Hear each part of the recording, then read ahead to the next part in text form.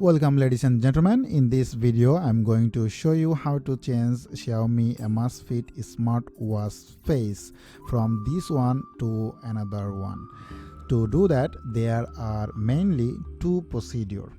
First one, changing watch face directly from your smartwatch. To do that, go to setting watch face and you can see many watch face available in your smartwatch, and you can select any of them to change your smartwatch face.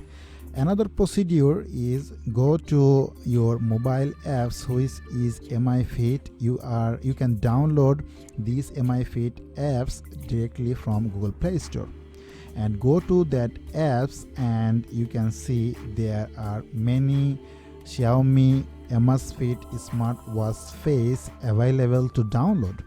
You can choose your right one and you can click on that smartwatch face and click synchronize. It will download the smartwatch face and it will synchronize and set into your smartwatch within a few seconds.